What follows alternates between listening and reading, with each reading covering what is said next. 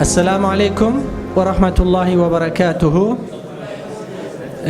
بسم الله وعلى بركة الله نفتتح الجلسة الأولى لمؤتمرنا، وعنوان هذه الجلسة طبعا حياة محمد مصطفى الأعظمي والشخصية العلمية وظروف نشأته.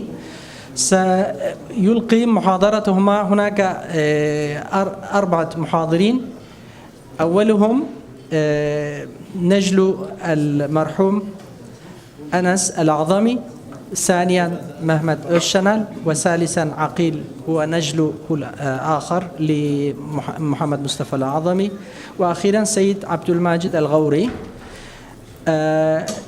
أولا إن شاء الله سنبدأ بأنس الأعظمي، وعنوان محاضرته هو مع أبي حضرا وسفرا. At home, on the road with father. Hazarda ve seferde babamla. Evet, Mustafa Azami Hoca'nın oğlu Enes Azami babasının hayat hikayesini bize anlatacak. فليتفضل مشكورا 15 دقيقة. بسم الله. شكرا لكم. بسم الله الرحمن الرحيم. السلام عليكم ورحمة الله. بسم الله الرحمن الرحيم. الحمد لله الواحد الأحد الفرد الصمد الذي لم يلد ولم يولد ولم يكن له كفوا أحد. اللهم صل وسلم وبارك على سيدنا محمد النبي الأمي وعلى آله وصحبه وسلم. بسم الله الرحمن الرحيم. First, my thanks and appreciation to Ibn Khaldun University for organizing this on the memory of my father's passing. Allah yarhamu. Now, I really appreciate that I've been put to speak at the beginning of the first session in a room full of ulama and mashayikh, and I'm not a alim or a sheikh. I'm in genetics, so it's a completely different field. But we're coming from a different angle when talking about my father, Allah yarhamu. The world knows him through his writings, through his seminars and insights, and what I hope to do, and also my brother after me, is to provide a glimpse from another perspective, from a perspective of where we are as family members, and complete the jigsaw of who he was, a family man that was loved by all. So, my father's full name, Muhammad Mustafa bin Abdul Rahman bin Nur Muhammad bin Haji Rustam al-A'zami. And you can see I've put in parentheses Mawi Ansari. Mawi Ansari, he never used those terms, but I've put them in parentheses, and hopefully in a few minutes it'll be clear why. He was born in 1347 Hijrah, corresponding to 1929. This is our best guess, also father's best guess of when he was born, because at that time there were no birth certificates. People did not really know when they were born, but just counting backwards, he was, his best approximation was 1929. Now, his childhood, of course, was in India, and that's what I want to begin with. He was born in Mo Nath Bhanjan, which is the village or city of Mo Nath Bhanjan, which is in the largest state within India, Uttar Pradesh, colored here in red. And this state currently has over 200 million people. So you can imagine it's the size of an entire nation. And he was born into a very poor family within the textile community. And the textile community was, at that time and even now, it was in the hands of Muslims. Now his family was particularly poor. You can see this is the kind of machine that he would have been working on at that time. We're talking about like the mid-30s. And this art has mostly died out now. There are still a few people who work on it, but it's few and far between because it does not use electricity. It's all, powered non-electrically, and that's what was needed at that time. So he grew up in a situation where there was a lot of poverty, both in the family and around him. The majority of people in that village were not very well off, but even compared to that, his family was still considered poor. And most, for example, I would say 80 to 85% of households had at least a hand pump for taking water out so that you could have fresh water to drink. And unfortunately, his family did not have access to that. And he used to tell us that a lot of times when he was going to school, he would find that there were puddles of water on the floor while he's walking to school, and so he would put his hands down and he would drink that water because they didn't have access to fresh water.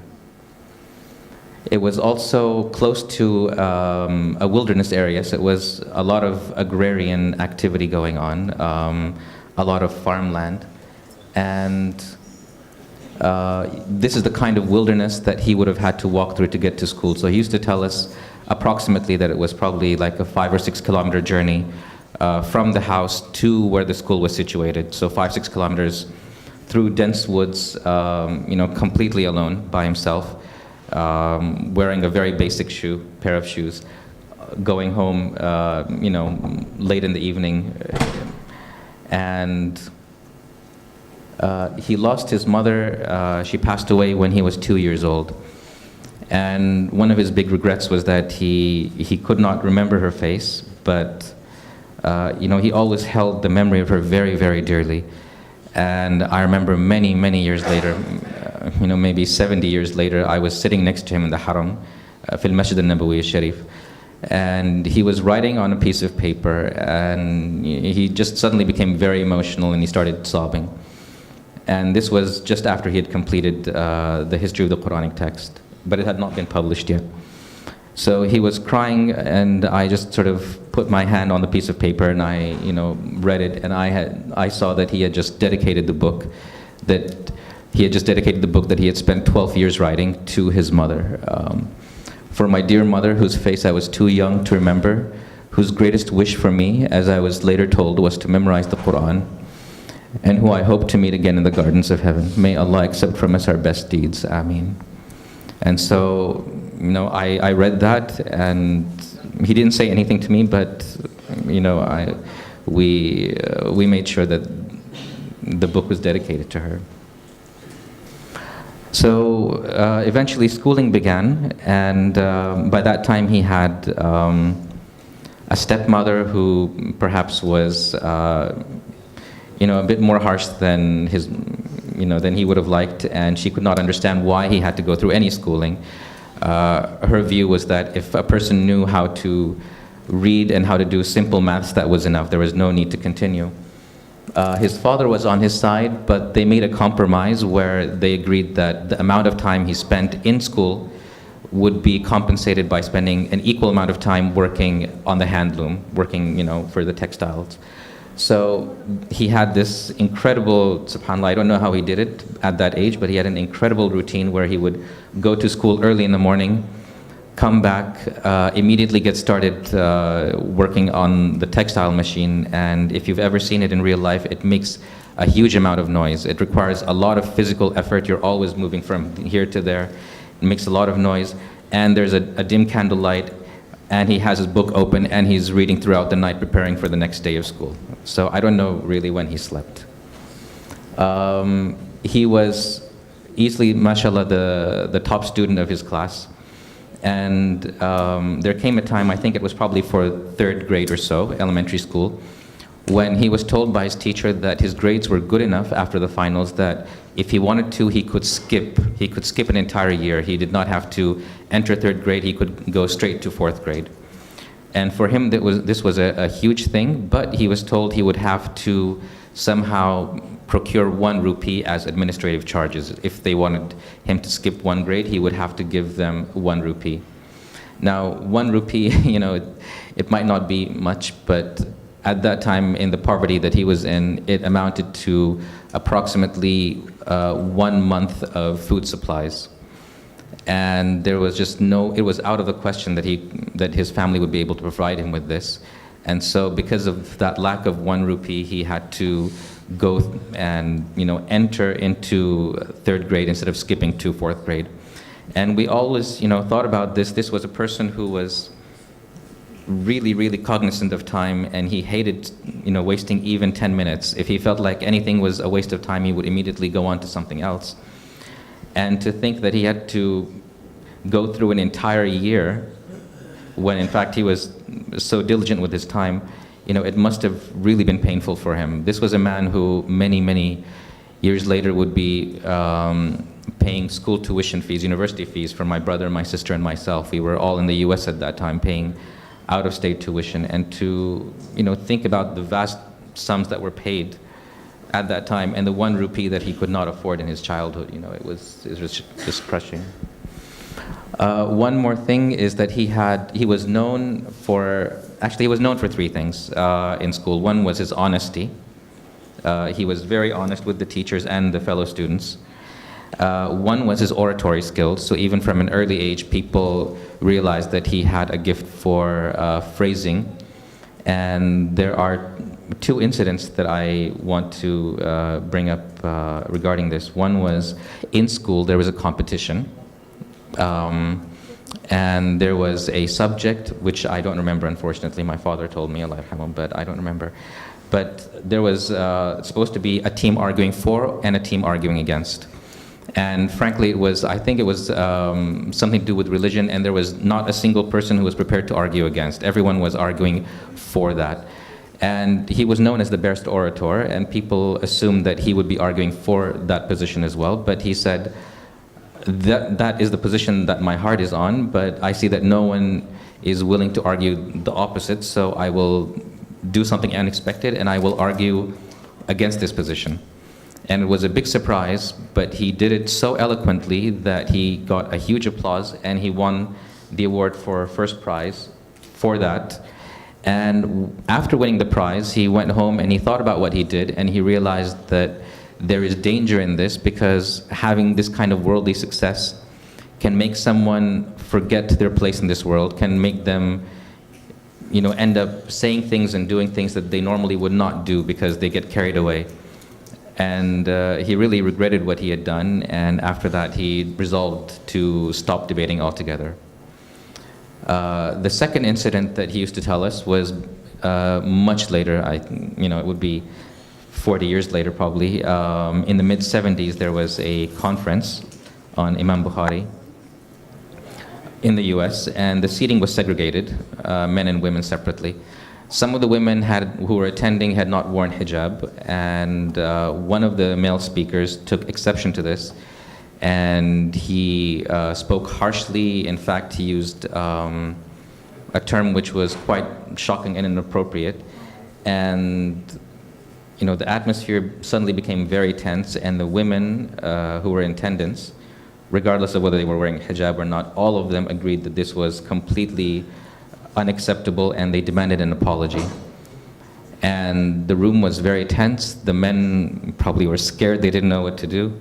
And the women were waiting for an apology. And so my father stepped in, and he said, first and foremost, that every woman is one of 4 things. She is a mother, or a daughter, or a sister, or a wife.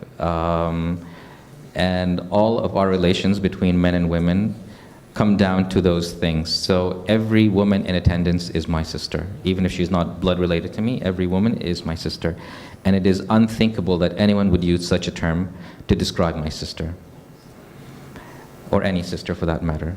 On the other hand, he continued, we live in a society in which there are always rules and regulations. So whether you're in the office, if you're in the shop or a restaurant, even if you're walking down the street, there are certain requirements. There's a certain etiquette for everywhere you are. So the same applies to where we are right now in this conference on Imam Bukhari. And so everyone should have an understanding of the etiquette and of what is required, or not required, but what is considered proper.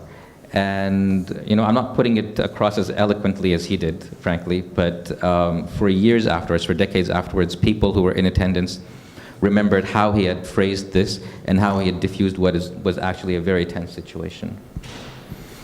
Now, the third thing that he was known for was his love of mathematics, and he was, mashallah, he was well ahead of his class. He had a very strong affinity for it. And in fact, he used to sit at the back of the class, and he was quite bored because he felt like the math that was being taught, I'll see, the math that is being taught he felt was far behind his level. But alhamdulillah, his father insisted that he leave aside the thought of math and go into Islamic studies.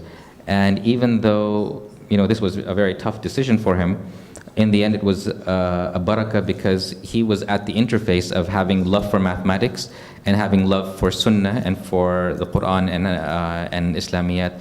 And that interface was a very rare thing. You didn't have people who were combining these two loves together. And so he was approaching the field from a very fresh and different perspective. And in fact, someone in the mid-70s even asked him after one of his lectures, "Are you a mulwi or are you a mathematician?" And my father didn't understand, and the person said, "Well, all of your words are the words of a mulwi, but all of your thinking is like that of a mathematician." So it was a completely fresh perspective. He went to, because I'm short on time, I'll skip through a lot of things. He went to Dar al-Ulum, Deoband, which was the major seat of learning in Islamiyat at that time. Then he left the village and he went to Jamiat al-Azhar. And then this is Gonville and Keyes College in Cambridge University, where he did his PhD.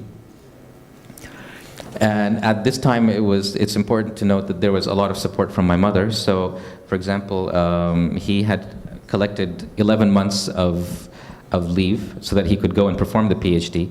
And after 11 months, he found that he was falling far behind, and he was really frustrated. And he had this idea of, let's take the family and go back and let me work a bit more, and then I can come back and try and finish my studies. And it was my mother who absolutely refused, and she said, "Look, we've come this far. You've done an amazing job in 11 months. I know it's difficult, but if you go back now, it's almost impossible that we will be able to come back. Your duties and your responsibilities, you know, as a teacher, as a father, as a husband, they will pile up. People will say that you went to Cambridge, but you weren't able to complete your program. And even if it's not true, if you keep hearing it over and over, you know, it becomes a self-fulfilling prophecy. So don't even think like that. We came here, let's finish what you came here for, and then we can go home." And so with that kind of support, alhamdulillah, he, you know, he did his best. He doubled his hours. He started leaving house at 7 in the morning, coming back 11 at night. And he did the unthinkable, mashallah, and the impossible, that within 2 years he completed a 3-year degree program. A PhD program that in Cambridge should take 3 years was completed in only 2 years. This is the Asian and Middle Eastern Studies Library. I'm sure it looked a lot different back then. And when he was writing his thesis, a lot of his fellow Muslim students, they read the thesis and they said that there are certain passages which are uncompromising. Maybe you want to change the tone or change a few words here and there. Because remember, you're in Cambridge. You're asking for a PhD degree from a seat of Western learning. But he thought about it. He was really worried, will this cause a problem? Will the way that I have phrased things cause a problem? In the end, he was sincere to you know, his beliefs. He had complete faith in Allah subhanahu wa ta'ala. And when he submitted his thesis, his professor, A.J. Arbery, just said, is there any chance that certain things can be dropped? And my father said, yes, they could be dropped, but only if you want me to lose the integrity of my thesis. So, you know, immediately Professor Arbery backed down and he said, okay, then you can just submit it as it is. From there, he went to Qatar, then Mecca, then he joined Jamiat Malik Saud in Riyadh, and that's his ID pass. In the 70s, he witnessed the birth of the personal computer for the first time when he was in the US. And well, my brother will talk more about this. And he incorporated computing into his hadith studies, and that was the basis for the 1980 award for Islamic Studies from the King Faisal International Prize. This is very briefly the places that he lived in for more than 1 year, and his family was there, you know, from Doha and Cambridge onwards, and I was born in Riyadh, the last of my siblings. And you know, he dedicated a lot of time to the family as well. So even though he was constantly working, sometimes 16-hour days, but also on the weekends there was time for family, there was love of the outdoors. There was passion for spicy Indian cuisine, as anyone who knows who knew him can tell you. He was very much into spicy food. This is our family when we were in Colorado, near Maroon Bells. This is our family close to Riyadh, having a picnic outside in the desert. He went to Princeton University for 1 semester as a visiting scholar, and unfortunately, he was there by himself, and he started working very long hours without taking good care of his health, and unfortunately, what happened is that he started developing diabetes. And there's lots of stories behind each of these things which I cannot get into, unfortunately, due to lack of time, but please read the paper. It has a lot of these stories. We used to go back to India, back to our village, almost every other summer. And alhamdulillah, my father established, with the help of Allah subhanahu wa ta'ala, Bilal Masjid, which was very centrally located in the city of Mo. And this is, while it's under construction. And this is my father with my mom's elder brother, and this is with the masjid committee, other friends, and this is a very famous poet from our village. Also, we used to come to Turkey very often, and this is from a 2003 trip, just after the history of the Quran text had been published, and you can see Professor Recep Şentürk there along with other friends. So the book had just been published, and we saw it for the first time while we were in Turkey. And this is where my father had just started the halaqah, so he was, the students were reciting, through Sahih al-Bukhari. And I remember when he came to the very last hadith that is in Sahih al-Bukhari, كلمتان حبيبتان إلى الرحمن خفيفتان على اللسان ثقيلتان في الميزان سبحان الله وبحمده سبحان الله العظيم. And with that, Sahih al-Bukhari was finished. It was such a huge thing that suddenly all these people now had ijazah from my father. And this is pictures from Uludağ mountain, where we went with many of the individuals who were in the halaqah. Unfortunately, there were health issues. There was a stroke, and this was probably the last time. I think this was the last time when my father left Riyadh. This was for my wedding in 2011. This was taken in front of Masjid al-Nabawi, which was the favorite place in the entire world for my father. And he had hoped to be buried there. Inshallah, in the future, it will. We will all be resurrected with those that we love. And I'm just skipping through these. These are with his grandchildren. And in the final days, things were very slow, and he used to think that I'm spending a lot of time in the library, but sometimes I do not accomplish in several weeks what I used to be able to accomplish in a single day, and it was really hard for him. But alhamdulillah, he also had time to enjoy life a little bit, enjoying the mangoes, enjoying the rose and the jasmine in the garden, enjoying playing with his grandchildren. And, in the end, when he passed away at home, very quietly, between, at home, amidst the people who knew him and loved him, and it was not in a hospital. I mean, he had been to the ER multiple times. His heart had stopped literally in front of me when he was in the ER, and a crash cart had come in, and I was thankful, alhamdulillah, that when he passed away, it was not in a hospital where lots of people are screaming and machines are flashing, but it was very quietly at home. And just 2 months before he had passed away, his final book had finally been published, and he was able to look at it, flip its pages, and feel the relief that it had been published, and he was able to see it during his life. So, Allahumma ighfir lahu warhamhu wadkhilhu al-firdaws al-a'la. Jazakumullahu khairan. Assalamu alaikum. Okay, thanks to Mr. Anas Azami for this very beautiful presentation. And now we are going to listen Mr. Mehmet Özşanal.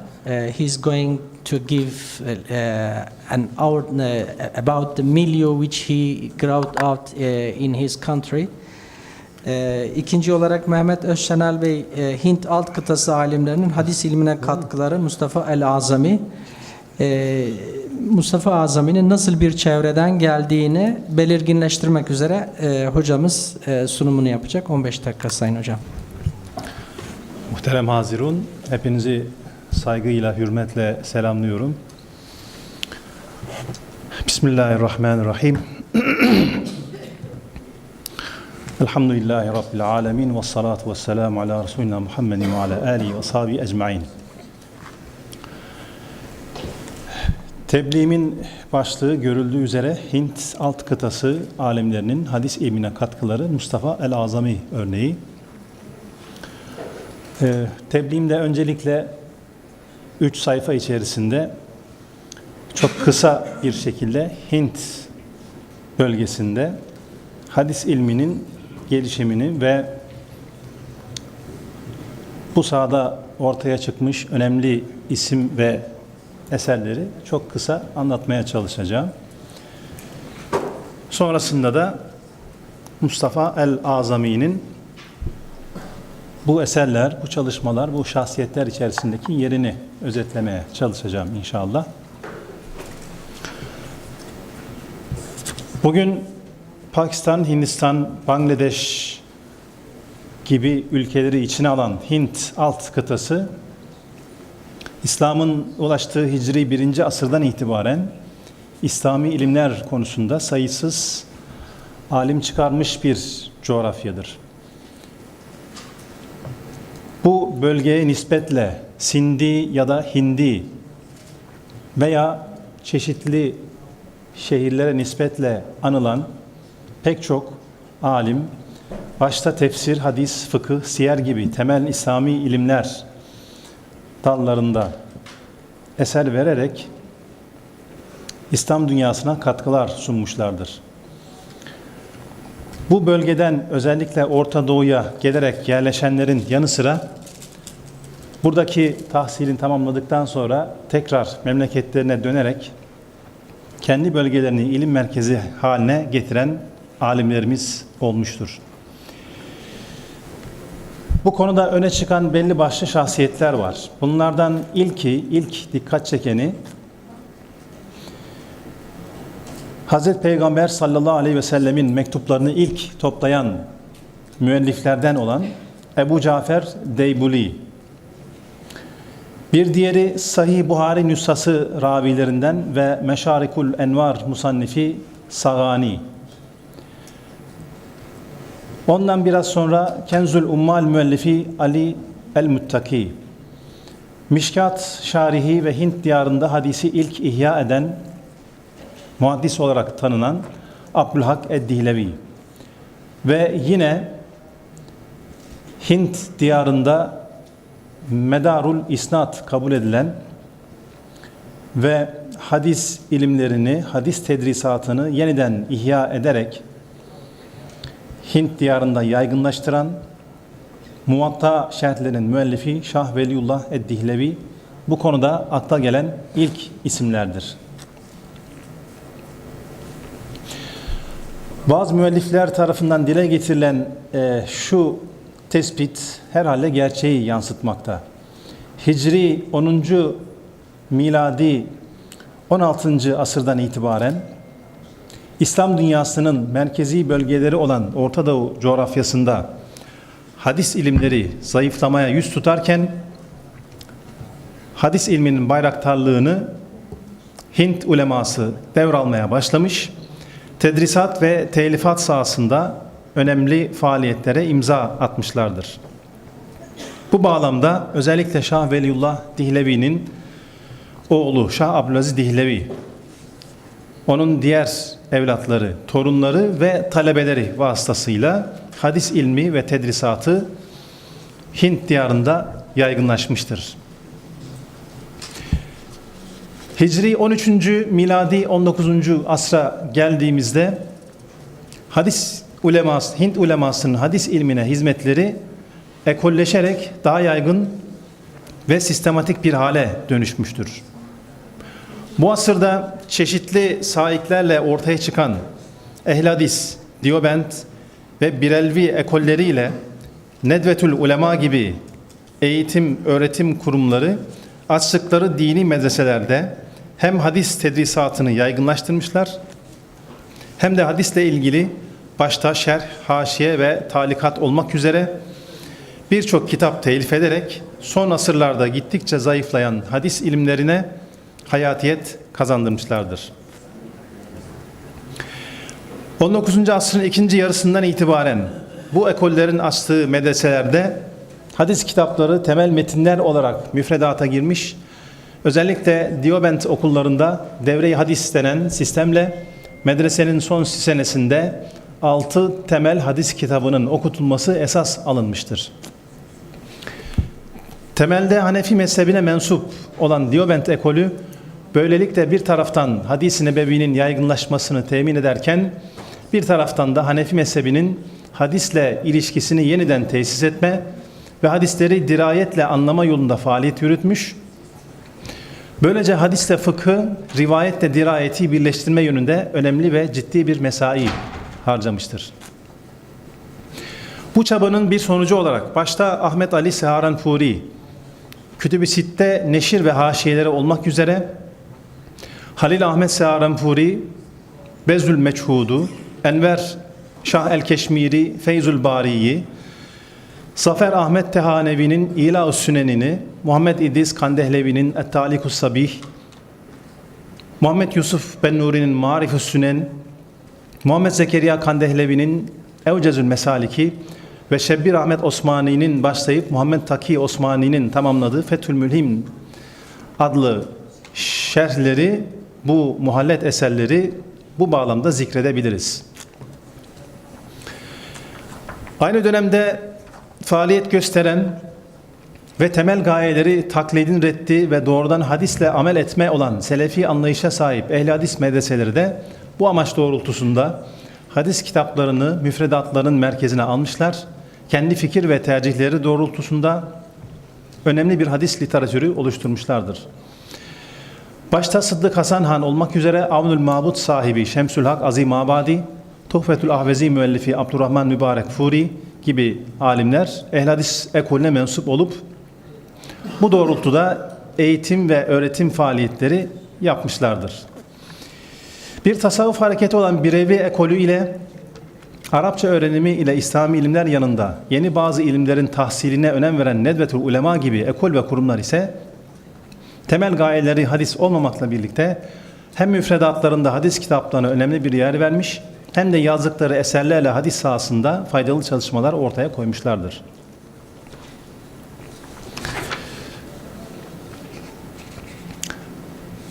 Evet, kısaca bu şekilde özetleyebildiğimiz bu Hint diyarındaki son döneme kadar ulaşan çalışmaları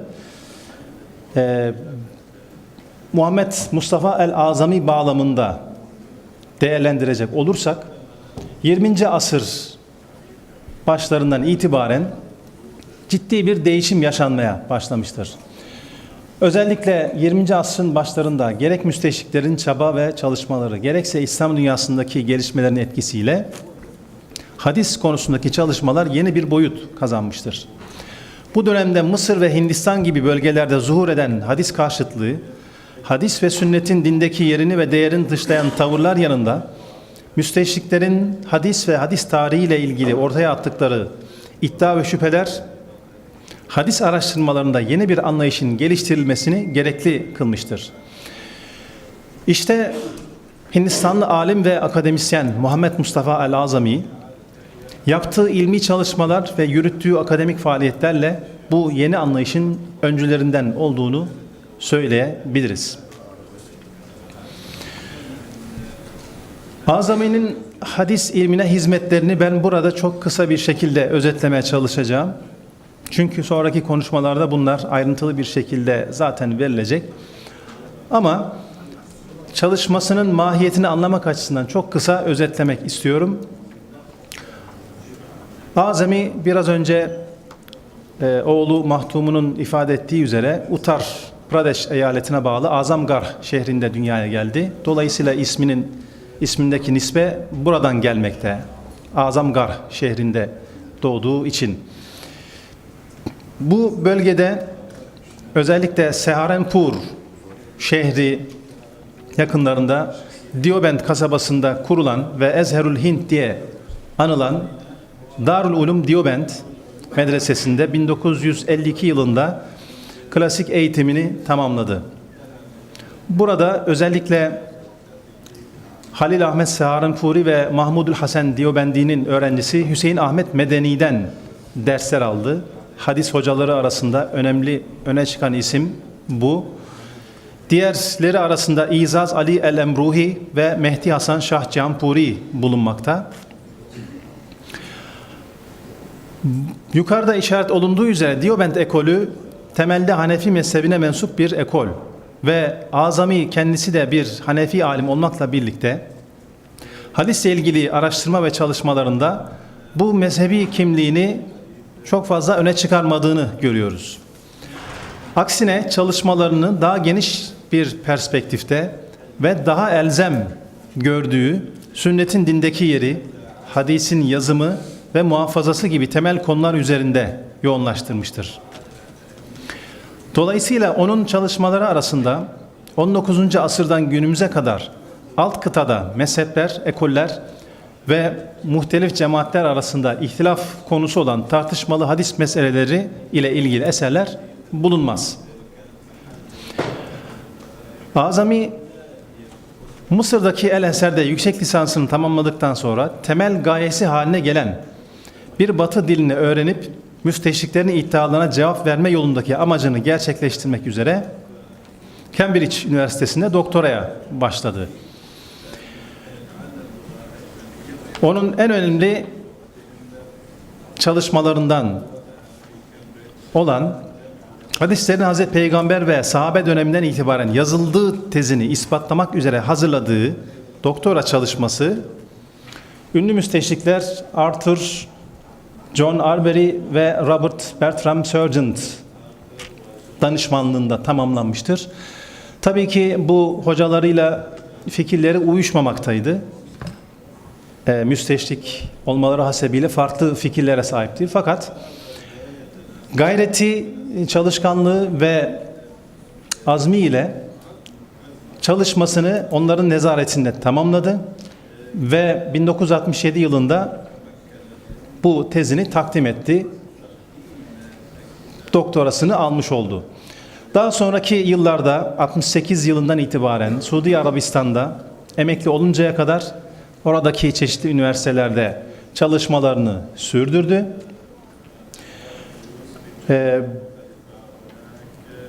Netice olarak Azami'nin bu çalışmalarında kısır tartışmalar yerine çok daha önemli gördüğü müsteşriklerin ve sünnet karşıtlarının iddialarının cevaplanması yönünde çalışmalarını yoğunlaştırdığını söyleyebiliriz. Burada çalışmalarını 3 kısma ayırabiliriz. İlmi ve akademik araştırmalar, tahkik ve neşir çalışmaları, bilgisayar yardımıyla hadisleri toplama çalışması. İlmi ve akademik çalışmaları içerisinde birinci sırayı İngilizce olarak doktora çalışması halinde hazırladığı Studies in Early Hadis Literature adlı eseri gelmekte. Türkçe'ye ilk devir hadis edebiyatı adıyla tercüme edilmiştir. Arapçası Dirasat fil Hadisin Nebevi ve Tarihi Tedvini 2 cilt halinde neşredilmiştir. Buradaki temel iddiası hadislerin Hazreti Peygamber'in sallallahu aleyhi ve sellem zamanından itibaren yazıldığını kaynaklara dayanarak müdeller bir şekilde ortaya koymaktır. Bunun haricinde Hazreti Peygamber'in Katipleri isimli bir çalışması bulunmakta. Türkçe'ye muhaddislerin hadis tenkit yöntemi adıyla çevrilen Menhecun Nakt indel Muhaddisin adlı eseri, muhaddislerin hadis tenkit metotlarını ortaya koyan, özellikle hadis tenkidinde muaraza yöntemini nasıl kullandıklarını gösteren önemli bir çalışmadır. Bunun dışında Studies in Hadith Methodology and Literature adlı çalışması da Türkçe'ye tercüme edilmiş ve hadis metodolojisi ve edebiyatı manasına gelen bu çalışmasında hadis usulü ve literatürü hakkında genel bilgi vermiştir. 2 dakika. Peki. Azami'nin en önemli çalışmalarından bir tanesi de ünlü müsteşrik Joseph Schacht'ın Muhammed'in Jurisprudence adlı eserine yaptığı eleştiridir. On şahs Muhammed'in Jurisprudence adlı İngilizce eseri Türkçe'ye de tercüme edilmiştir. Burada özellikle şahtın hadislerin yazımı, isnadın kullanımı, fıkhi hadislerin kaynağı, Hazreti Peygamber'in sünnetinin mevcudiyeti ve fonksiyonu gibi temel konulardaki iddiaları yine şahtın dayandığı kaynaklara müracaatla ele alınmış, şahtın hatalı nakilleri, ön yargılı değerlendirmeleri ve metodolojik yanlışlıkları ayrıntılı bir şekilde ortaya konmuştur. Tahkik ve neşir çalışmaları arasında biraz önce Muhammed Avvame Hoca tarafından da dile getirildi. İbn Huzeyme'nin sahihini İstanbul'da kütüphanelerde keşfederek neşretmesi önemlidir. Onun ismini sadece zikrederek geçmek istiyorum. Azami'nin önemli bir düşüncesi, müsteşriklerin yaptığı çalışmalara verilecek en güzel cevaplardan bir tanesi kendi kaynaklarımızın neşridir. İlmi usullere uygun bir şekilde tahkik ve neşridir. Bu doğrultuda çalışmalar yapmıştır. Ali bin el-Medini'nin Kitab-ül İleli, Müslim'in Kitab-ı Temyizi bu bağlamda zikredilebilir. Ayrıca Urve bin Ez-Zübeyr'in rivayetlerini toplamak suretiyle megazisini oluşturmaya çalışmış, yeniden inşa etmeye çalışmıştır. Bu kadarla bunu ifade etmiş olayım. Bilgisayarın hadis ilminin hizmetinde kullanılması yönündeki çalışmaları zaten hepimizin malumu. Dolayısıyla onu da hızlı bir şekilde geçiyorum. Mezhebi ve fikri temayülü konusunda bir iki şey söylemek istiyorum. Muhtemelen Gavri hocamız da buna işaret edecek. Esas itibariyle Azami, Hanefi mezhebine bağlı Diyobendi bir alimdir. Fakat bazı kitaplarında, özellikle İbn Huzeyme'nin tahkikinde ilk baskılarında Nasruddin Albani'den alıntılar, iktibaslar olduğu için Selefiliğe meyilli olduğu yönünde bazı iddialar ortaya atılmıştır. Esasen bunun doğru bir tarafı yok. Sonraki baskılarda zaten bu alıntıları da kaldırdığını biz biliyoruz.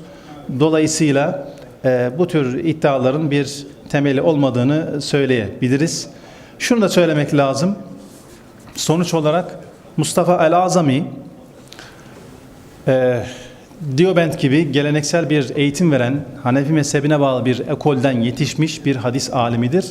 Fakat kendi hedefi, idealleri çerçevesinde hareket etmek gayesiyle müsteşriklerin çalışmalarını, sünnet karşıtlarının iddialarını cevaplamak amacıyla çok daha geniş ufuklu bir şekilde meseleyi ele almış ve sadece klasik medrese eğitimi ya da çevresi ile sınırlı görmeyip kendisini çok geniş bir çerçevede ve daha önemli meseleler üzerine yoğunlaşmak suretiyle hadis ilimlerine hayatı boyunca elinden gelen bütün hizmeti sunmaya çalışmıştır.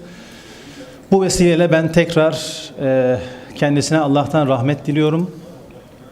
Yaptığı çalışmalar, tahkikleri, eserleri, öğrencileriyle inşallah sadaka-i cariye çerçevesinde Allah Teala'dan sevap almaya, kazanmaya devam edecektir. Allah razı olsun diyorum. Hepinize saygı ve hürmetlerimi sunuyorum. Sayın Mehmet Özşenel hocamıza çok teşekkür ediyoruz. Kendi sunumunda özellikle Hint alt kıtasının Azami öncesindeki ilmi altyapısı hakkında, geçmişi hakkında özet bir bilgi verdi. Hangi zeminde yükseldiğini net bir şekilde ortaya koydu. Kısaca da Azami'nin ondan sonra bu birikim, tevarüs ettiği birikimi nasıl şahsında şey yaptığını, temsil ettiğini güzel, veciz bir şekilde bize sundular. Şu anda üçüncü konuşmamız, konuşmacımız yine Azami'nin bir diğer oğlu Doktor Akil el-Azami. Özellikle bu oğlunun Azami Hoca'nın bu bilgisayar konusundaki hizmetleri konusunda kendisinin bilgisayar mühendisi olması hasebiyle sünnet literatürünün bilgisayar ortamına aktarılması konusunda bize daha yakın, daha spesifik bir sunum yapacak. Kendisine teşekkür ediyoruz.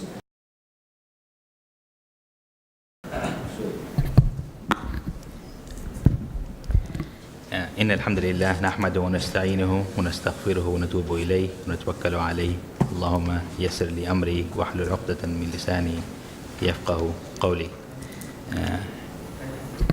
I'll be speaking in English. I apologize for those who don't understand English. I can speak fluently in Arabic as well. It's just that because my profession is computer science and it's easier for me to write in English. That's why I wrote the paper in English and decided to do a presentation in English as well. The other thing I'd like to apologize is I'm dressed very casual and you might be surprised. We came yesterday from Riyadh and the bag with my old clothing was lost. So this is the same clothes that I came in the airplane yesterday. But I take solace in Dr. Rajab's story about my father, that his shirt was not clean and Dr. Rajab asked father, let's go to a good store to buy a shirt, and he refused that. He said, no, I don't want to waste money on fancy clothing. I think I can say the same with me because father, always my mom used to tell father, you're going to give a speech, please dress well. But he refused. He used to tell her that people are coming to listen to me, not to my dress. So I can say the same, inshallah. Okay, so Bismillahirrahmanirrahim. So this is my topic. I chose the topic Father's pioneering work on Quran and Hadith, and I feel that I should have titled it slightly differently to bringing them into digital era, because that's what I'll be talking about. How Father's work have, came from, let's say, traditional Islamic school into a modern era.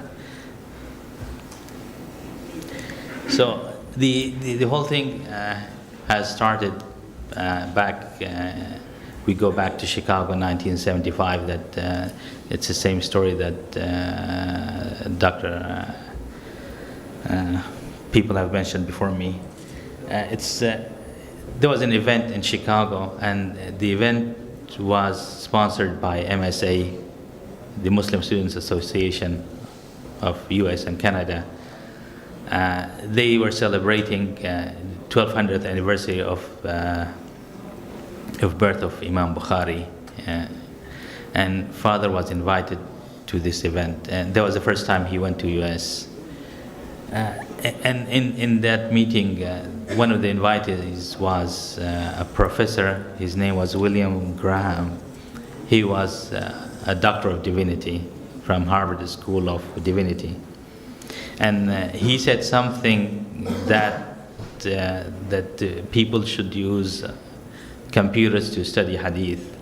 And father felt from his background in how the Orientalists think, that he was challenging that the hadith literature will not survive the computational analysis, that people will discover a lot of holes inside the hadith literature, and hadith literature will not survive this thing. So father replied to him is that we are all we ask for is a fair treatment of the subject, not a favorable one. And this is the thing that started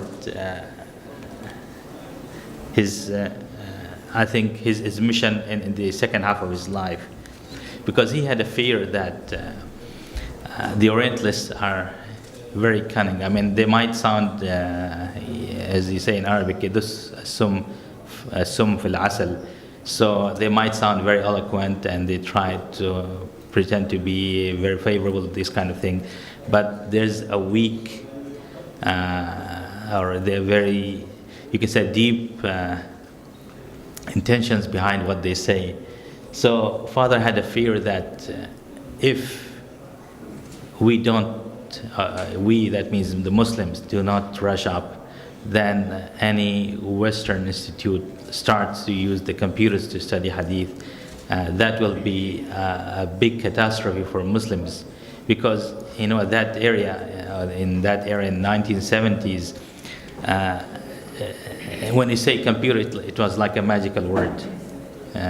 So if you say the computer says the sun is so and so, the people will believe it, because they say the computers have intelligent machines. They don't have emotions, but they don't lie. So if the computer says this hadith or something about this hadith, people will take it and will believe what the computer says. And this is the thing that worried him a lot. So he said, why don't we, he take the initiative and start using computers to study hadith. So this, I mentioned that the answering to that, his reply to the Dr. William Braham's claim that the computers we should use computers to study hadith, shaped his second half of his life. So the story that we'll cover is that the story of a man, is my father, that his goal was to use computers to study hadith and later on the Quran. And the thing is that computers at that time were a very expensive toy. It's not something like you can now buy for a few $100s. At that time, cheapest computer was $50,000, $100,000. But it is still, father he challenged himself that he should do it. He did not say, okay, let me start collecting donations from people, from institutes, that we should buy a computer. No, he said that I want to do this and let me do it. And he tawakkal ala Allah.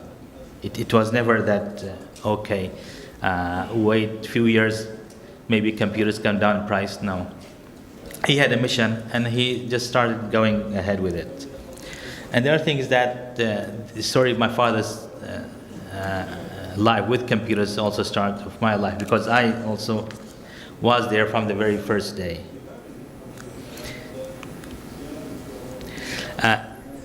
So back in 1977, this 2 years about that event, Dar al-Ifta sent father, among other people, to US to teach a group of people about Islam. At that time, you might have heard of some group called the Nation of Islam, Elijah Muhammad. He was a black nationalist, and he started a religion called Nation of Islam. It was just named Nation of Islam, but there was nothing in Islam in it. And when he died, one of his sons deviated from him and tried to become a true Muslim. His name was Warthuddin Muhammad. And the other group also stayed with the same religion as Elijah Muhammad.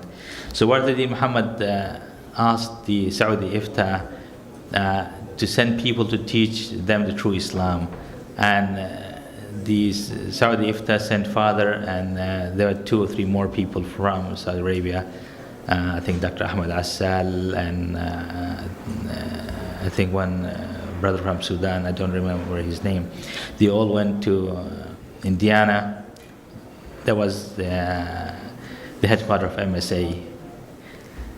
And then from there they went to Chicago and to New York, and I think they one more state to teach Islam to those, as they used to call them, the Bilalians at that time.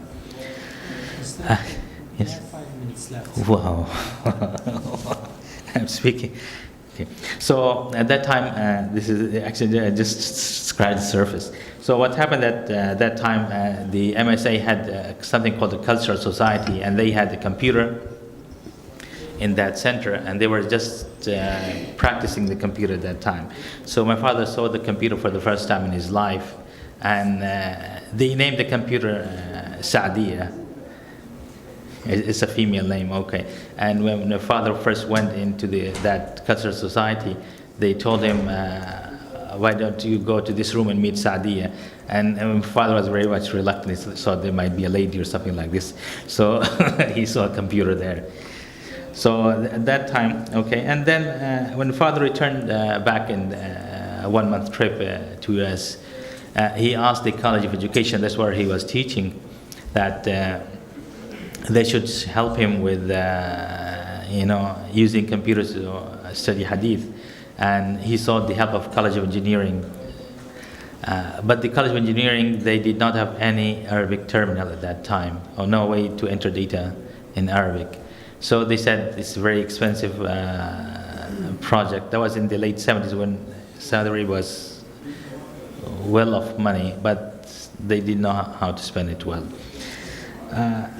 So he was disappointed, and in the next year, next summer in 1978, he went to US, and at that time now he had a whole month to play with computers. So he sat with the people who were operating the computers. There were two brothers, one from Iraq, Nu'man al-Samurai, and one from Lebanon, Nazim al-Qara. They were operating the computers at that center, Cultural Society. And he had a chance to play with computers, and he entered some hadith in Arabic. And with the experiments, they were able to do a concordance of the hadith. And that was a really interesting thing. So based on that, my father decided, okay, let's start with a data entry tool. So he bought a dumb term, actually, they call it an intelligent terminal at that time, 2645R. And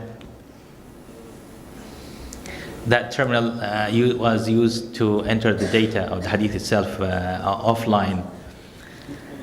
And so Dad bought that terminal back to Riyadh, and he had one of those typists enter the data. So we started with Musnad Ahmad ibn Hanbal, and to give him time to work on it, so he doesn't have to work, let's say, from morning to night. No, we let him keep the terminal, that was expensive display unit, at home, so he can work anytime that's convenient for him. And the one thing is that at that time we didn't know about how the computers operated.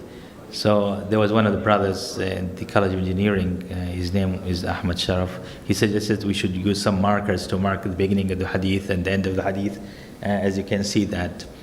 So he suggested some few markers, and we used these markers to mark the beginning of the hadith, end of the hadith, and to mark the beginning of the name, the end of the name, and this kind of thing. And these are, but thing is that as the work progressed, we kept finding some new challenges, and these are what the markers that we developed at the end.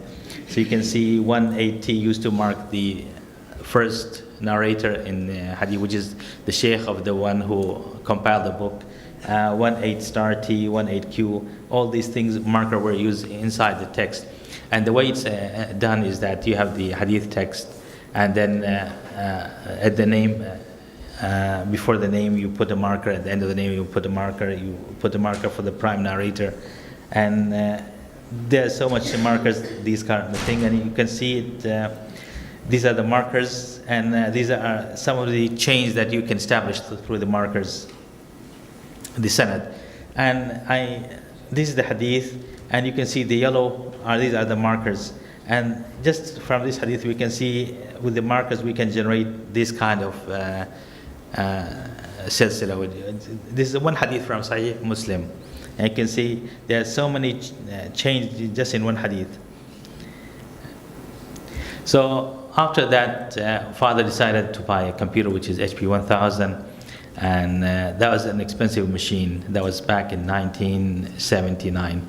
It costed $74,000 at that time, and he did not have money. Luckily, he had a piece of land that he bought in Riyadh back in the in 74 for 28,000 riyal, and toward the end of the 70s, there was a booming in the price of the land and the plots, and the price went up, and it reached up to 280,000 riyal. So he sold the land for 280,000 riyal and immediately sent it to Cultural Society to buy him that HP 1000 for 74,000. And he said that Al-Hasana Bashira Muthaliya, explaining that Alhamdulillah, that this piece of land, after a few years, helped him buy that computer. So he bought that computer, and the computer was shipped to the Cultural Society again. And in summer of '79, is this over? So in summer '79, he went there and tested the computer, and then shipped it back to Riyadh. And that's one of the pictures of me and my brother back in the 1980. And based on the first experiment with computers, he applied for, actually not him, some of the organizations, including WAMI, World Muslim Assembly of Muslim Youth, nominated him for a King Faisal Award. And he was awarded the King Faisal Foundation. This is the medal, and this is the certificate. One of the things that he was awarded for is his pioneer work in using computers to study hadith. Then he bought a second computer in 1982, because the first one turned out that it had only 50 megabyte hard disk, which is nothing right now. So he bought a second computer which had a larger hard disk and some more facilities. This is a picture of father back in the 1982, 83. There were some new challenges. One of them was that text at that time was entered with no tashkil. And there was no way we can go again, repeat the 4-year effort and putting the tashkil back into the text. So we did several experiments and end up with developing our own algorithm to put the tashkil into the text. Alhamdulillah, we did that, and we saved 5 years of work. And then in the late 80s, in 89, Alhamdulillah, we did our first CD-ROM. You can look at the date, it's June 1989. That's a master CD that has all 6 books, and with the translation of some of the hadith in English and Malaysian, as well as multimedia, that you can see the pictures of the Ghazawat and all these things. The other thing is that father had a vision that some of the hadith should be translated in some other languages. So he had a project of Riyadh al-Salihin, translating Riyadh al-Salihin into different languages. And let me jump to the Quran, because back in the in early 99, he returned, because he retired in late 80s. So, and me, my brother, and my sister were both studying, and all of us were studying in US for PhD. So he stayed with us, and he was working on the computer at that time. He returned back in early 98, and I stayed there for 1 more year, trying to finish my PhD. And in 99, there was an article in an Atlantic Monthly, What is Quran? And it was an article that father felt really bad after reading it. It claimed that the Muslims cannot defend the Quran as they should. I mean, and so he went on a journey on Yemen just to collect some manuscripts. And after a few years, this is one of those prototypes of the study that was published just last year. Collating Surah Isra from different manuscripts. And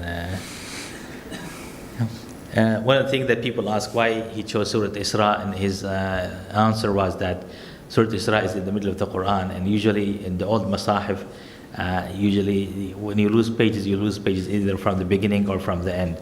So even if you look in the old Masahif, you'll find Surah Isra in the middle. So mostly you'll be able to find it. Mr. Akil, Okay. let's finish in Okay. 1 minute. Yeah, okay, so this is the conclusion, and Alhamdulillah Rabbil Alameen. There's a small video that there was the last project that I'd like to share with you that my father did, was extending the work of Surah Isra that is printed, because Surah Isra was printed in a single volume, about 300 pages big. He wanted to do same study for the whole Quran. The thing is that the whole Quran will take about 60 volumes. So the idea was, why not do it online? And Alhamdulillah, before he passed away, he initiated this project, and we started it. Alhamdulillah, let me show you a demo. It still is in progress, but you can see that. Brother, would you please start the demo? It's just a 1 minute clip. And I apologize for taking, I think, 25 minutes or more. Yeah, this is a video. There's no sound, just you can look at the picture. The good thing is it's online, so people can select which surah they would like to collate, and there's different Quranic manuscripts they can choose from, and then you can see that you can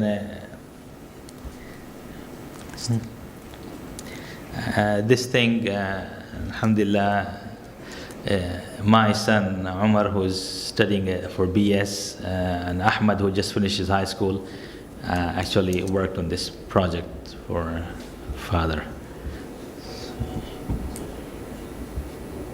So inshallah, this thing is getting ready. Inshallah, maybe 1 more year, and the whole Quran will be, anyone in the world can see the collate of the whole Quran, word under word, for the entire Quran. And they can actually even see, if you doubt about a certain word, you can go actually to the page of the manuscript itself and see how it's spelled. It's not something, there's a mistake there. Okay, thank you very much. Assalamu alaikum wa rahmatullahi wa barakatuh. Just I think I remember one more thing. It's also a joke that my father used to tell, that when people in his lecture tell him that the time is over, he used to say a story of Imam Malik. There was an Arabi, I'll say it in Arabic, جاء عربي إلى إمام مالك رضي الله عنه أن طلب منه أن يعلمه علمه في خلال نصف ساعة، فقال له: علم جمعته في 30 عاما، كيف تريدني أن أعلمه في 30 دقيقة؟ السلام عليكم. Thanks to Mr. Aqil. He presented in his presentation the acquaintance of Mr. Mustafa Azami with the computer, and how they managed to enter the entries of the Sunnah and the Quran in the computer. And the computizing process was explained by Mr. Aqil. Thanks very lot. Now we are with the last participant, Mr. Sayyid Abdul Majid Al-Ghawri. الحمد لله رب العالمين، والصلاة والسلام على أشرف المرسلين سيدنا محمد وعلى آله وصحبه أجمعين ومن تبعهم بإحسان ودعا بدعوتهم إلى يوم الدين. أما بعد، فأيها الجمع المبارك المكون من الشيوخ الأجلاء والأساتذة الفضلاء والباحثين، رحمة الله وبركاته.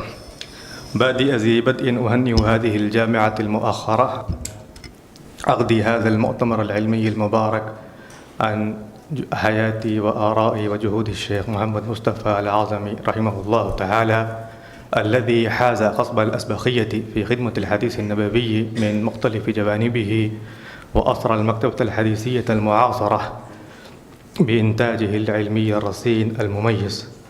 وقد سبق لي أن كتبت في حياته بحثا موسعا عن جهوده المميزة في هذا المجال، وقد نشر في مجلة الحديث المحكمة. وهذا ما أقدمه إليكم فهو عبارة عن استدراك على ما فاتني من الذكر في ذلك البحث المنشور، وهو يتناول بعض أبرز العوامل المؤثرة في تكوين شخصيته العلمية ثم سرد بعض أهم خصائص شخصيته العلمية، ثم تسليط الضوء على أهم ما تفردت به مؤلفاته وتحقيقاته من الخصائص والمزايا، ثم تصحيح بعض ما نسب إليه من الأوهام. فأبدأ أولا بذكر بعض أهم العوامل المؤثرة في تكوين شخصيته كعالم متمكن من الحديث النبوي وعلومه، ومؤلف بارع في مجاله، ومحقق ضليع لمخطوطاته النادرة، ومطلع واسع المعرفة على كتب المستشرقين المشككة في حجية السنة النبوية وتدوينها ورواتها، وكذلك مدافع كبير عن حريمها. فمن تلك العوامل أكتفي هنا بذكر اثنين منها. أولهما إبصاره النور في مدينة علمية مشهورة كأعزمكرة، التي أنجبت عددا مباركا من أعلام المسلمين وأساتذة العلم والأدب في الهند. ولا شك أن تلك البيئة العلمية قد أثرت تأثيرا كبيرا في الشيخ الأعظمي وساعدته في النبوغ، ولا سيما في الحديث النبوي الذي نبغ فيه الكثيرون من أبناء هذه المدينة. أخصهم بالذكر المحدث الجليل المحقق الشيخ حبيب الرحمن الأعظمي، صاحب مؤلفات وتحقيقات قيمة في الحديث ورجاله. وأمثاله الكثيرون من العلماء الفطاحل الذين اشتهروا في العالم الإسلامي بدلائل خدماتهم في الحديث النبوي. فلا غرو في أنهم كانوا قدوة مثلى للشيخ محمد مصطفى، فاقتفى آثارهم في تخصصهم الدقيق وحذا حزبهم في مجالهم الأصير. أما العامل الثاني فهو دراسته في دار العلوم ديوبند، تلك الجامعة العظيمة التي تتميز عن كثير من الجامعات الإسلامية في العالم الإسلامي بخصائص نادرة، مثل العناية بتدريس الحديث النبوي واعتدال المسلك والتوكل على الله تعالى ومكافحة البدع والخرافات والالتزام بالعقيدة الإسلامية الصحيحة والعمل على حفاظ الدين. ولا شك أن إقامة الشيخ الأعظمي في حرم مثل هذه الجامعة مدة طويلة وتتلمذه على أكابر أساتذتها وأجلة مشايخها قد ترك أثرا طيبا بعيد المدى في حياته الذاتية والعلمية. فإن تضلعه في الحديث النبوي وعلومه وغيرته على السنة النبوية من أن يمسها شيء من الافتراءات والاعتراضات والتشكيكات، ثم تحليه بالإخلاص لله تبارك وتعالى في جميع أعماله العلمية، وتجرده عن متامع الدنيا وغير ذلك من الصفات الفاضلة المحمودة، إنما هي في الأصل من صفات خريجي هذه الجامعة أنفسهم. وحياة الشيخ الأعظمي كانت صورة صادقة لهم. فهذان أهم وأبرز العوامل التي أثرت في تكوين شخصية الشيخ رحمه الله تعالى. أما خصائص شخصيته العلمية فمنها إتقانه ل5 لغات عالمية مثل العربية والأردية والفارسية والهندية والإنجليزية، وإن لم يمارس رحمه الله تعالى التأليف والتدريس إلا باللغتين العربية والإنجليزية. ثانياً، قيامه بدراسة علمية رصينة حول تدوين الحديث النبوي في رسالته الجامعية التي حصل بها على درجة الدكتوراه من جامعة كامبريدج، والتي تبعت بالعربية بعنوان دراسات في الحديث النبوي وتاريخ تدوينه، وحظيت بقبول عظيم وانتشار كبير بين الأوساط الدينية والعلمية في العالم الإسلامي منذ صدورها. ثالثاً، رده على شبهات المستشرقين في السنة النبوية بأسلوب علمي خبيب ومقنع، وذلك من خلال كتابيه دراسات في الحديث النبوي وتاريخ تدوينه، ثم أصول الفقه المحمدي للمستشرق شاخت دراسة نقدية. فقد استهدف فيهما الشيخ المستشرقين الكبيرين شاخت وجول زاهر اللذين زعما أنه ليس هناك حديث صحيح، خاصة الأحاديث الصحيحة المتعلقة بالأحكام. فقد ناقشهما الشيخ في ذلك الكتابين مناقشة علمية قوية ضعفت مكانة المستشرقين في نفوس كثير من الباحثين الغربيين، وأوهنت لديهم أهمية الدراسات الاستشراقية إلى حد كبير. رابعاً، تدريسه الحديث النبوي بصفته أستاذاً وزميلاً زائراً في بعض الجامعات العالمية في بريطانيا والولايات المتحدة الأمريكية. فقد أزال رحمه الله تعالى من خلال محاضراته في تلك الجامعات الكثير من الشبهات المثارة حول الحديث النبوي ورواته وحجيته وتدوينه. خامساً، تتبيعه الحاسوب الآلية لخدمة الحديث النبوي، ولأجل ذلك فقد ساهم في إنشاء مركز لخدمة الحديث النبوي على شبكة الإنترنت، وقام بتخزين عدد من الكتب فيه. سادساً، اكتشافه أقدم وأصح نسخة خطية للجامع المسند الصحيح للإمام البخاري، والتي نسخها الحافظ أحمد بن عبد الوهاب النويري المتوفى سنة 733 الهجرية. وقد كتب الشيخ عن هذه النسخة دراسة مهمة ثم تشرف بطباعتها. كذلك فهو أول من كشف عن مخطوط صحيح ابن خزيمة وقام بتحقيقه ونشره. وكما لا يخفى عليكم أن هذا الكتاب أحد أهم الكتب بعد الصحيحين، وقد تمنى لرؤيته أكابر علماء الحديث في وقت قريب. سابعاً، إزاحته الستارة عن مقتضيات اليهود والمستشرقين للتشكيك في القرآن الكريم. فقد ألف في التنبيه عن هذا الخطر الداهم كتاباً نفيساً بالإنجليزية، وقد ترجم إلى العربية بعنوان النص القرآني الخالد عبر العصور.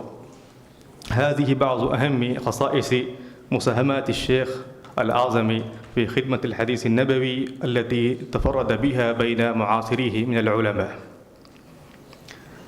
وأما خصائص مؤلفاته وتحقيقاته في الحديث النبوي فمن أبرزها تتبعه الكثير من الدراسات الاستشراقية حول الحديث، ورده المفحم على مطاعن المستشرقين فيه. وأوضح مثال لذلك كتابه المذكوران آنفاً. ثانياً، استدراكه على ما فات المؤلفين السابقين في كتبهم، كما فعل في كتابه المسمى كتاب النبي صلى الله عليه وسلم، حيث استدرك فيه على الكتب السابقة في هذا الموضوع.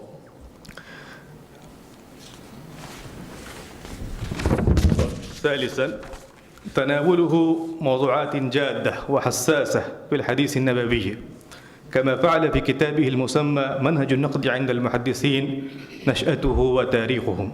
وقد أوفى فيه الشيخ هذا الموضوع حقه، بينما لم تمسه بعض الكتب المؤلفة في هذا الموضوع. وقد تكلم فيه رحمه الله تعالى كلاماً رصيناً عن استعمال المحدثين العقل في نقد الأحاديث، وكذلك عن منهج المستشرقين في نقدهم لها.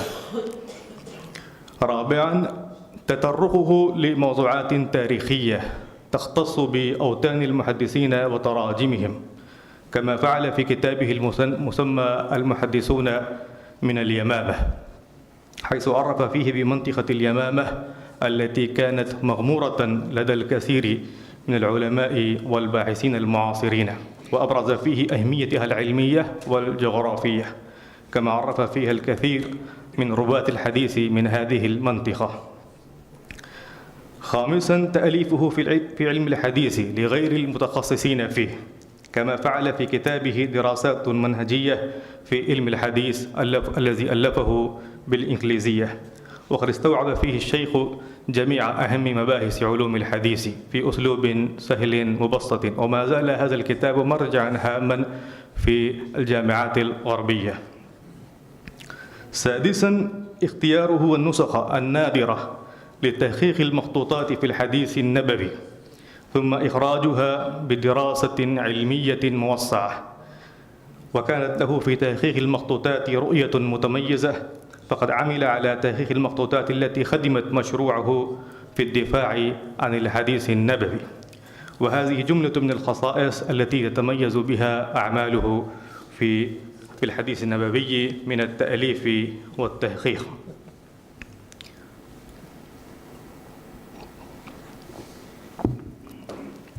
وبعد تسليط الضوء على ما تفرد به الشيخ من الخصائص والمزايا، أرى أن أصحح هنا بعض ما نسب إليه من الأوهام. أولا، أنه قليل البضاعة في علمي الجرح والتعديل والعلل، كما وهم بذلك الدكتور محمود سعيد الممدوح في كتابه الاتجاهات الحديثية في القرن الرابع. مع أن الشيخ الأعظمي رحمه الله تعالى قد قام بتحقيق كتابين مهمين في العلل، أحدهما للإمام علي بن المديني والآخر للإمام مسلم بن الحجاج القشيري، وهو كتاب التمييز. ولا يخفى عليكم ما لهذين الكتابين من الأهمية والمكانة في العلل، وقد كتب عليهم الشيخ مقدمات قيمة وتعليقات علمية تشف عن تضلعه في هذين العلمين. وغير خاف على أحد أن الرد على المستشرقين على شبهاتهم ومطاعنهم في السنة النبوية لا يتأتى للباحث إن لم يكن متمكنا من جميع علوم الحديث. أما تمكن الشيخ من هذه العلوم فهو واضح جلي من خلال ردوده على المستشرقين. ثانيا، أن كتابه دراسات في الحديث النبوي وتاريخ تدوينه مقتبس من جهد مسبق، كما ادعى بذلك الدكتور المؤرخ المحقق الدكتور بشار عواد معروف في مقدمته لكتاب تدوين الحديث للشيخ مناظر أحسن الجيلاني، بأن الشيخ الأعظمي اقتبس كتابه هذا من كتاب الشيخ الكيلاني ولم يذكره في مصادر كتابه. سيد غوري، بقي لنا 3 دقائق. طيب، وهذا ما ذهب إليه دكتور بشار فهو دعوة فارغة لا تمت للحقيقة بأي صلة، كما أنها غير مدعمة بالأدلة، لأن كتاب الشيخ الأعظمي عصارة مطالعاته الطويلة ولب دراساته العميقة لتاريخ مراحل تدوين الحديث في القرنين الأول والثاني الهجريين.